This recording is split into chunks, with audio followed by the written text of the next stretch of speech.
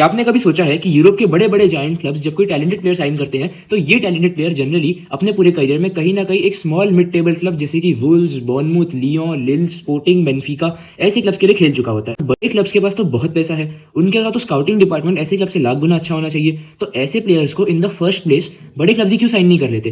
क्यों उन्हें अपनी जर्नी एक छोटे क्लब से तय करते हुए आनी पड़ती है? हाल ही में एंटोन सिमंजो ने अपनी मूव कंप्लीट की मैन सिटी पे, जिसकी वजह से बॉर्नमूथ में रह गया एक बहुत बड़ा गैप। लेकिन बॉर्नमूथ के पास इमीडिएटली दूसरा ऑप्शन रेडी था और वो ले आए ब्राजीलियन लीग में खेल रहा 19 साल का रायन नाम का प्लेयर। इसके बाद मेरे मन में सवाल आया कि आखिरकार बड़े क्लब्स ही क्यों ऐसे प्लेयर्स को साइन नहीं कर लेते? क्यों इनका टैलेंट छोटे क्लब्स की नजर में ही आता है? तो इसका जवाब जितना आसान दिखता है उतना है नहीं। सबसे पहली बात तो ये कि ऐसे प्लेयर्स को साइन करना बड़े क्लब्स के लिए बहुत ही रिस्की है। आप एक बहुत ही कॉम्पैक्ट इंटेक्ट टैक्टिकल सिस्टम में खेल रहे हैं जहां पे खेलने के लिए बहुत ज्यादा परफेक्शन चाहिए, बहुत ज्यादा एक्सीलेंस चाहिए। मैनेजर्स अपनी जॉब स्टेक पे नहीं लगा सकते और इसीलिए वो बड़े प्लेयर्स को, एक्सपीरियंस प्लेयर्स को ज्यादा वैल्यू करते हैं। दूसरा रीजन आ जाता है हम खुद फैंस। हम फैंस अगर कोई अनाउंसमेंट सुनेंगे कि आपका क्लब साइन करता है ब्राजीलियन लीग का कोई 19 साल का लड़का या पोर्चुगीज लीग का कोई 20 साल का डिफेंडर, तो आपके मन में क्या सवाल आएगा? क्या मेरा क्लब यहाँ पे ऐसे प्लेयर्स के पीछे भाग रहा है? क्या मेरे क्लब की मेंटेलिटी बड़ी नहीं है? क्या मेरा क्लब मार्केट में बड़े बड़े अवेलेबल प्लेयर्स के पीछे नहीं भाग रहा? ये सवाल हर फैन के मन में आएगा और इसी डर की वजह से बड़े क्लब जैसे प्लेयर्स के पीछे नहीं भागते। स्मॉल क्लब्स बहुत ही हेल्पलेस है और उन्हें ये रिस्क लेने पड़ते हैं। वो ऐसे प्लेयर्स को अडेप्ट करने के लिए टाइम भी दे सकते हैं। अगर उनके बीच कोई फेलियर भी होता है तो भी उसे ग्रोथ का पार्ट समझ के आगे बढ़ते रहेंगे।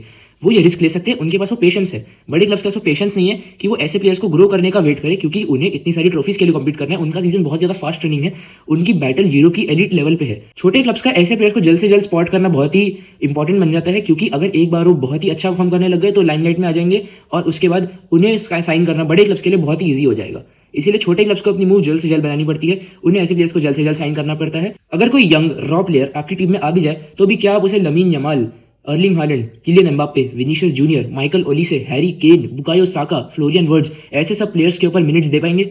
नहीं। अब ये बात तो हम सबको पता है कि रायन कुछ सालों में एक बहुत बड़ा प्लेयर बन जाएगा और फिर अगेन उसे कोई बड़ा क्लब साइन कर लेगा। कल सिमेन्यो, आज रायन, कल कोई और प्लेयर, ये साइकिल रिपीट होती रहेगी। छोटे क्लब्स नए टैलेंटेड प्लेयर्स लाते रहेंगे और बड़े क्लब्स उनसे वो खरीदते रहेंगे। ऐसे में बड़ा बुरा लगता है ऐसे छोटे क्लब्स के लिए, क्योंकि वो इन प्लेयर्स को होल्ड नहीं कर पाते, क्योंकि ऑफकोर्स ये प्लेयर जाना चाहते हैं बड़े क्लब्स में, ये अचीव करना चाहते हैं चैंपियंस लीग फुटबॉल। इस बारे में आपकी क्या राय है मुझे कमेंट करके जरूर बताएं। अगर आपको कुछ नया जानने मिला तो इस वीडियो को जरूर लाइक करें और मेरे चैनल को सब्सक्राइब करें।